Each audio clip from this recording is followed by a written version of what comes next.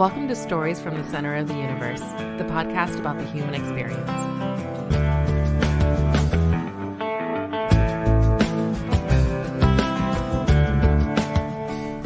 Dawn Beninghove, welcome to the Center of the Universe. Thanks for joining us. Oh, so excited to be here. Home sweet home.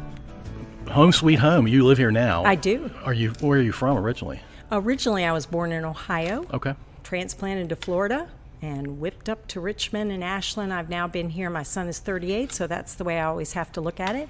He's 36 years old, so we've been here 36 years. So Ashland's clearly home to you. Indeed. So tell me about what your company, Companion Extraordinaire Nursing Network, does.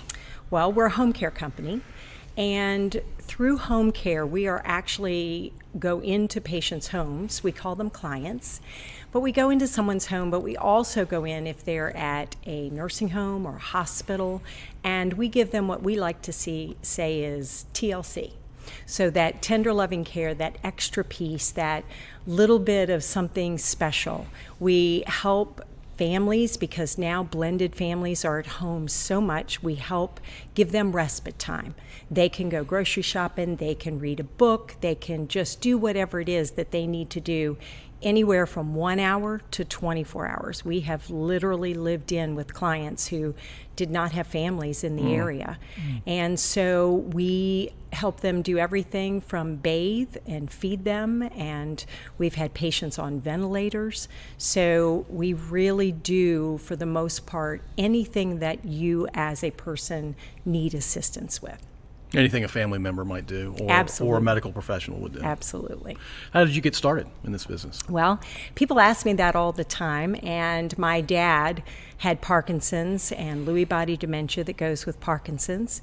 And in 2003, I had home care for him through a private aid. And it was doing well, but when I tried to expand and add more hours, I just could not find the help that I wanted. And so Hurricane Isabel hit in that time period, and my dad had to go into an assisted living facility. I was driving from Ashland to Richmond and spending the night with him every night. I had just started Companion Extraordinaire in March, and my father said to me, "You know, Dawn, you can do anything you put your mind to." And it was the first time in my life that my father had really encouraged me to do something sort of outside the box. I'm a rule follower.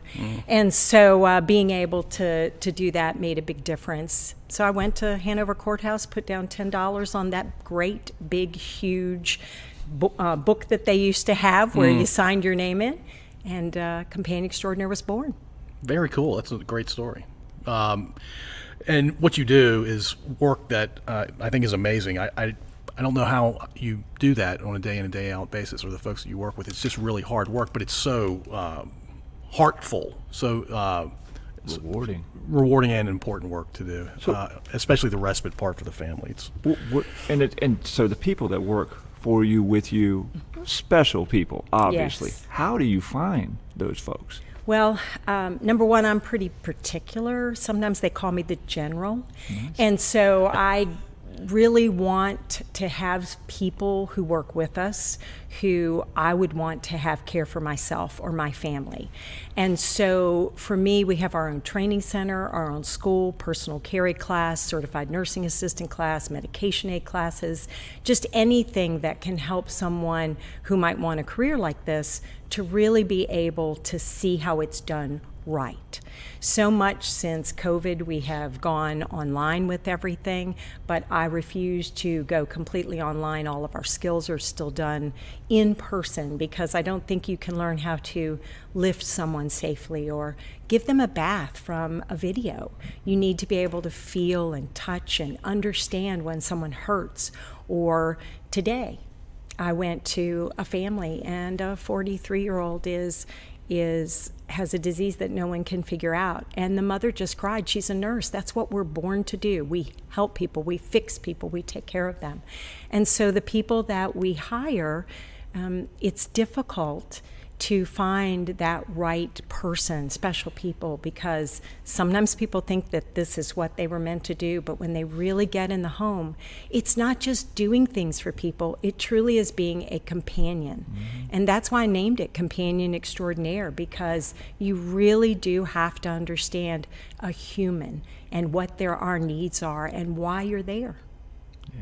Are your clients Richmond Metro primarily? We have, yes, Southside, Ashland, go all the way up. We've had a couple of clients up in Fredericksburg, over to Louisa. So, yes, all the way around sort of the Tri-Cities. We don't go down into Petersburg. There's lots of great home care companies down there.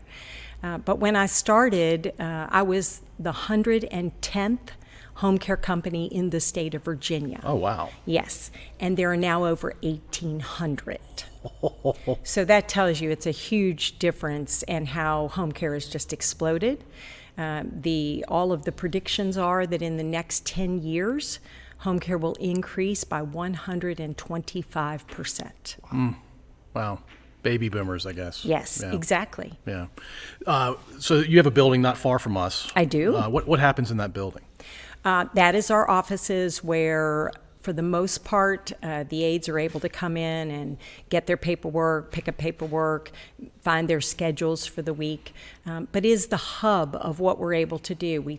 That's where we take the phone calls. That's where I call it ministering to our families, because when someone calls us, it's never, hey, I might want to have care in a few months or a year. It's always crisis. They're in need. And I have a wonderful team that when they answer the phone, we have all been through this with someone who has either died in our homes or has dementia.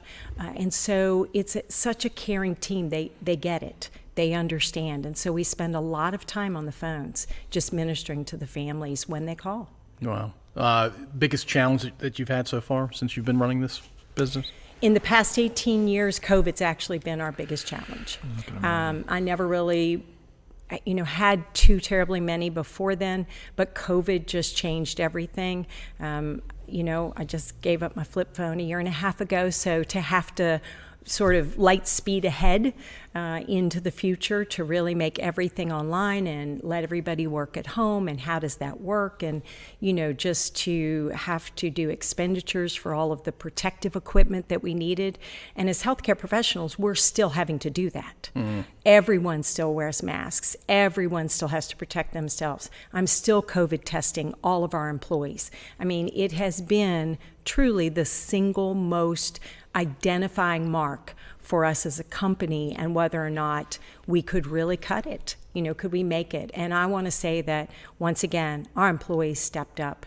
I understand some had to take leave of absences depending upon what was going on in their lives, but they have been amazing. That's so it sounds like you haven't had any real staffing super challenges like a lot of companies have. Actually, we have. Just since the fall, unfortunately, we are just not able to locate staff at this point, even with giving free education, which is, a certification and or a licensure that's truly for the state of Virginia. And if you get the licensure through the certified nursing assistant, it's for the entire United States. And so that's what we give through our programs, and we still are unable to find staff. So right now, we could be double the size that we are in hours. We're actually having to turn away so many clients that need care because the state regulation says that unless I have staff on board who can care for someone, I can't admit them. I have to have that staff available. Is it COVID that's causing the lack of people interested in doing something like this, you think? Or what do you think it is?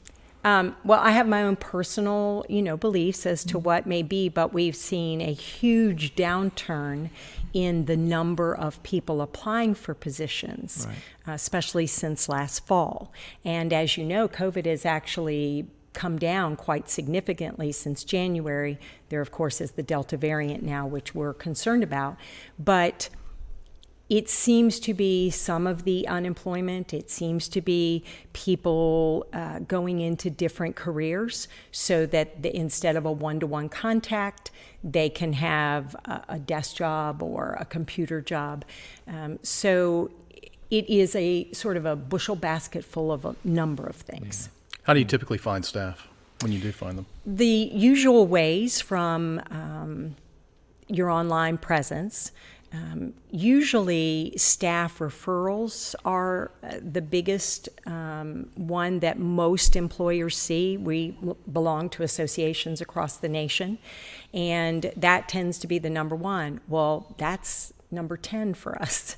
So we have staff that have stayed with us. You know, I have several staff members who've been with us for 18 years. Oh, wow.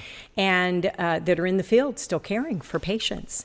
So our average number of years that someone stays is 5 years. And that's huge in home care. You don't tend to see that. So what we mainly see is from our school. That is where most of our employees are coming from at this point.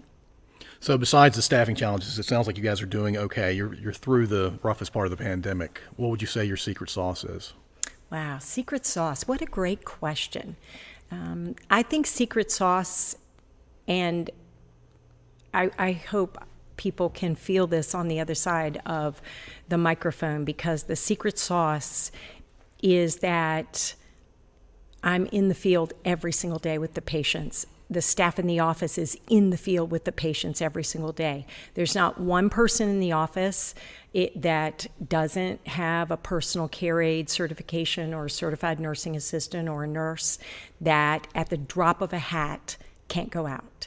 And so the secret sauce is that if someone calls out, we do everything literally in our power to get there. I've worked night shifts, I've worked weekends. I mean, I'm on call 2 weekends of the month, and I'm in the office every day. And I honestly think that's the secret sauce. You have other home care agencies that, owners, it's more of an ownership. And for me, it's not. It's who I am. I've been a nurse for 40 years.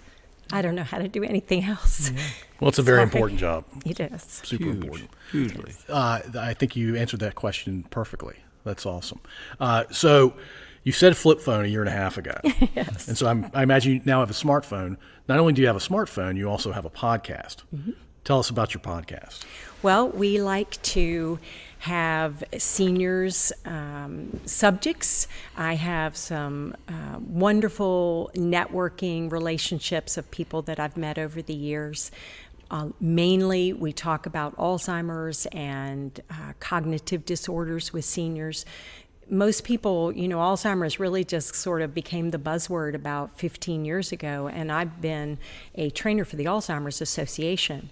But there's over 70 different types of dementia that people can have. And so it's very difficult to know, even though we use what I call tools in our toolboxes, you can use them with so many of people who have dementia. But as we age, over the age of 65, your chances of having some type of dementia are 1 in 8. Those statistics are horrible for me. And so to be able to make sure that we share that information with people who've gone through it. I have a couple of friends who've written books, and we've had Jim he's a sheriff here in Ashland, in Hanover, and we've had him on. And so to really be able to give them true, meaningful, real-time, real-life experiences of what is going on and practical ways to take care of people, because we're in the homes, we see it. I always, when I'm talking to the students, the stories I give them are real. I said, I can't make these things up, they're real. And so to be able to have something palpable that they can truly understand and say, hey, that's me, that's what my mom does. Yeah, okay, maybe I can try this now. Then to me, that's the most beneficial. So that's what we do on the podcast. Very cool. Any cool stories you can share with us? Most rewarding kind of thing? Yeah. I think probably one of the best ones recently, I have a couple of particular clients that I have followed for years. A gentleman, and he said that I could share his story. I cared for his wife until she passed away, and then he was alone for about a year, and then he called us, and I came over, and his medicines were just so messed up, and he didn't realize he's a cardiac patient, he's on blood thinners, he didn't realize what he was doing was not the best thing for his heart. And so we got him all set up and got that going and got him an aide in the house a few times a week. And the next thing I know, the aide that we had in there, she's been with us for over 10 years. And she called me and she said, I found all these pills in his bedside. Now, he's 90 years old. And I said, what were they doing there? And she said, well, I sat him down and I said, what's going on? And he said, well, I decided to take my life. And he said, I had those pills and that's how I was going to do it. And she looked at him, she said, absolutely not. I won't have it. You won't do it. Not on my watch. And so we surrounded him with his family, and, you know, it was kind of like when you take the shroud off of it, then all of a sudden you can deal with it. And since that time, he has become open, much dialogue, honest about everything. But we literally saved his life, you know, and I'm very humbled by that ability to be able to do that. And see that. I think my second favorite story was a family that really had not seen their mother talk or engage with them for almost a year. She just sat on the sofa. She'd get up and go to her room. They'd tried to talk to her. And so when I came in, they asked me to come in, and they told me what had happened. And I walked over and sat on the sofa and never said a word. I just sat beside her. And so for the next hour, everything she did, I did. If she reached for her nose, I'd reach for my nose. If she reached for a magazine, I reached for a magazine. And pretty soon she began to look at me. And I looked back at her and then looked back down. And next thing I know, she took her hand and held my hand. And within 3 weeks, she was talking. She was playing the piano. Sometimes we get in a mode as families, and I get it because I was there. We talk at the people instead of really allowing them the time to engage, and really we try and make them exist in our world, but they have their own world and we have to go to them. So it was so incredible, and they were grateful because they didn't know they were doing that. They weren't doing it for meanness at all. And so it's been such a light to be able to do those. Is that a strategy or a way to, what's the significance of doing what she was doing? Each person is individual. That's called mirroring. Right. And each person's individual. And I felt like from what they had told me of her not engaging at all with any conversation, that I wanted her to understand that I got her. I get who you are. I get it. We don't have to talk. We can just sit here and do nothing, and I'm okay with that. And you just have to know whether or not, you know, sometimes it's just, yep, that works. Nope, that doesn't. Right. You know, and but in this case, I felt like that would, and it did. It did. It sounds like you're working a ton, but you do have free time occasionally. No, I work a ton. Besides the podcast and this company. And training classes. So I teach dementia in our training classes, and I'm a certified CPR instructor. So you're all in. I'm all in. And if you ask my husband or my son, they'll tell you that. So I do have 2 grandchildren, and they're just the love of my life. They're amazing. Jacob and Charlotte, they're great. And so that's sort of my time. My husband is so amazing. He supports us, and he's built every wall we've ever had in any office we've ever had. And he gets it, you know, he understands why this is who I am. And so, no, there really isn't much time. Do you travel ever? Well, we just bought a camper last weekend, so Okay. we'll see. All right. We'll see, we hope. I'd love to. It's just, I feel such a responsibility. It really is difficult to walk away. Yeah, wow. It's 18 years of not really traveling. Yeah, it really is. It really is. Wow.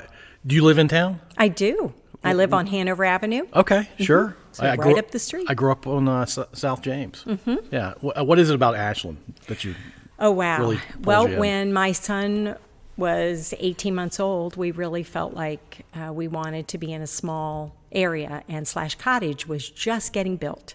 So I have pictures of Slash when it was mud, you know, and we were one of the first houses in there, and came up and got a little sweet small cottage, and it was just that wanting to raise my son in that small atmosphere where he could still ride his bike. He didn't have to be afraid of people, and everybody was a neighbor that you knew. And sure enough, he went to all of the schools here, Patrick Henry graduate, and he rode his bike to school, whenever he could, I just loved it. I mean, I got in the women's club, the Henry Clay Women's Club, when I first came, and I got to meet a ton of ladies, and they were so welcoming. It's just amazing. It's like you have to break in, because Ashlanders are Ashlanders. We're the center of the universe. But once you break in, man, you're in. You just get this wonderful family, extended family, and it's the town of Ashland. Yeah. Tell us about Downtown Ashland Association. Well, Downtown Ashland Association is part of all that we love and do. Marnie Triscari is part of our organization, and she's part of Downtown Ashland. And of course, we love Main Street and the theater and all that they do for Ashland to recognize and help us as a town just grow and give us all of that hometown piece. Yeah, it's amazing the transformation that the downtown area has gone through. It's beautiful. We didn't call it downtown back in the 70s and 80s when I was growing up here, and I know what it looked like, but it's completely overhauled, and it's been like this for 10, 15 years, it looks like. Yeah, and my favorite time is Christmas when they hang all the lights and we go down and we have the tracks all lit up, and you talk about me work, and there's Chief Goodman, and he's in the middle of the tracks helping people going across, at night, and this last year was rainy and wet and cold, and it didn't matter. Everybody was saying hi to each other, and I'm crossing the tracks, and Chief has got his arms going both ways. I'm like, "Hey, Chief, how you doing?" He's like, "Hey, Don," and we're going across. So it's wonderful. Very cool. What's your business going to look like, you think, in 5 to 10 years? Well, with the increase of 125%, in the next 10 years, I would imagine that we will grow much more significantly, and we are already open in Lakeside, so we have the second location in Lakeside, but our next location is Bon Air. So we anticipate that the growth will be quite exponential in the next 5 years. We will help a little bit, maybe with your recruiting challenge. Maybe one listener out there. Yeah. We would love it. Yeah. The perfect person is moms who bring the kids to school, and then they want that sort of 9 to 2 or 10 to 1. I mean, that is the perfect shift. So many people want that 4-hour shift in the middle of the day, and I'd love that. That'd be great. What's the youngest that works for you? Can they be 18 and work for you? They can. 18 years old. They have to be 18, though. Mm-hmm. Can't be 17. Right. We have a lot of weird state laws around that line. Yes. Very cool. What about the next year or so? Anything exciting coming up over the next year? We have started a couple of new programs. One that we just launched in May called Care Management. I'm a certified care manager. That's a national certification. And it really steps up. It's not just home care. 2 weeks ago, we were able to help a gentleman who called us. He was at his wit's ends, didn't know exactly what to do with his spouse, and he had dementia and was just concerned and thought, oh gosh, placement is what we need to do. And so we started and helped the paperwork so that we could help place him in the best facility for him, because not all facilities are right for every single person. You've got to know that that's the best place for them as well as for the family. It's all got to work. So we do all of that legwork. We help with that placement. Oftentimes families, we have someone from Maryland who called us the other day and said, my dad's here. Can you help in any way? So that falls under care management. I'm his nurse. I go to his doctor's appointments with him, give his daughter that feedback as to how he's doing, what other services he might need in the home. And so that care management piece really makes a huge difference. We currently have 12, just since May, we have 12 clients in the program. And we're excited about where it can go and how it can grow. Walk me through a typical day for you working. Okay. Well, I hit the road about 7 a.m. as far as I'm either in the office or on the road. And we receive constant phone calls. We call them prospects, people who are looking for that care. So I oftentimes, just because I've been around for so long, most people will ask and say, is Dawn going to do my assessment? Can I talk to Dawn about my mom? And I want to make sure that I'm trying to do that for them. So I'll do the assessments. I have another nurse who helps me with that. And the other piece that we do is that the state regulation, we have a licensure with the state, the Board of Health, and so every 90 days we actually have to see our clients and do what they call a supervisory visit. So currently, out of 70 patients, I have 32 of those patients that I see and I go to for those. I usually do other client visits as far as nursing, like a medication box that I'll fill, or if a patient falls and needs that assistant. We took a patient to the emergency room today, and one of my nurses was with him for 9 hours. I just got the phone call before I came in here that he had been placed in a room at the hospital, and his family's all out of town. So a typical day usually ends about 8-ish at night. Those are long days. They are long days. But if you ask our office, they'll say Dawn's in her zone. I tend to go and go and go until I don't. And I have sticky notes everywhere. I'm a sticky note freak. And so those sticky notes for me are those pieces that I don't want to forget. I want to make sure that every single person gets that personalized service. So it's about a 12 to 14 hour day most of the time. And you've been sustaining that for 18 years? I have. How do you do that? The grace of God, to be You're honest. bionic, It really I is. And the staff that we have are amazing. I just cannot tell you.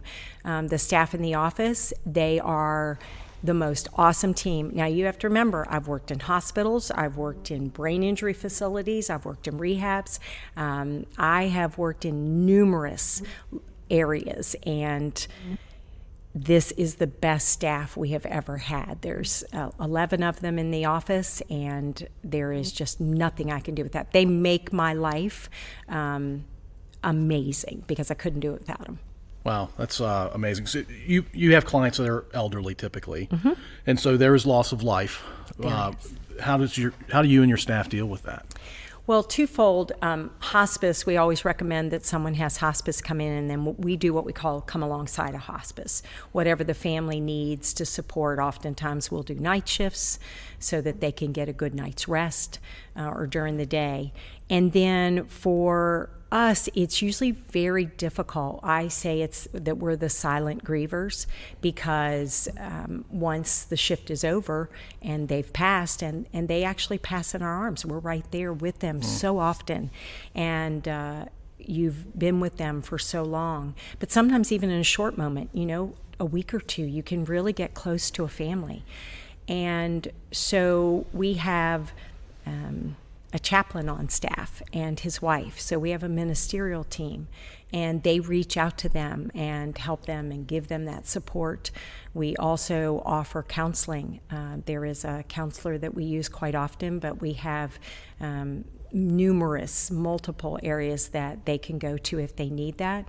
But to be honest, most of us choose to go to the next client, because that is our therapy. Being able to see life again and to help someone, that's what we do. And that tends to be what we do most often. If our listeners walk away with one thing from this recording, what's the one thing you want them to walk away with? They're not alone. If it's not me, reach out for somebody. It doesn't have to be me. I'm not always the Companion Extraordinaire is not always the right agency for every single person, but I just have seen so many families devastated by not reaching out, even if it was just 4 hours a week. It can make a huge difference. Let's close with you telling us a little bit more about your family, your husband, your son, and your 2 grandkids. How old are your grandkids? My Jacob is 7. He's actually 8. I'm sorry, he just turned 8, and he is going into the 3rd grade. Charlotte is 4, going on 27. I have 2 of those. And yes, she is amazing. She's amazing. And then my son Langdon and his wife Casey. They're just we're a blended family, and so Casey and Langdon. Langdon's my son, and then my husband's two children, Marie and Brandon. And Joey and Stephanie. They have. Amazing. My grandchildren range from the ages of 18 to 4. So it's just such an incredible family when we get together. We couldn't have Christmas last year, and that was really sad. We get to our house, and everybody's there, and everybody's joking. And then not long ago, I learned that I actually had a brother that I didn't know about. Oh, wow. And so I now have his family. My niece, she and her husband, who is a career military man, and he's at Fort Lee, and so I got to meet them, and now they're a part of our lives with their 3 children, and it's a great life. It's just amazing to have family. All of these folks, are they in the area? They are. Wow, you're lucky. I am. Fort Lee is the farthest anybody's away. Oh, so you're very lucky. It's wonderful. That's awesome. Well, Dawn, we are right at 30 minutes. Thank you so much for taking the time to do this, and I'm glad we got a chance to talk and learn about your company and about you. Very inspiring. Thank you.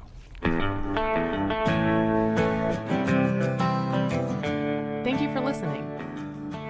If you enjoyed this episode, please subscribe to wherever you listen to podcasts. We'd also really appreciate if you'd rate and review us.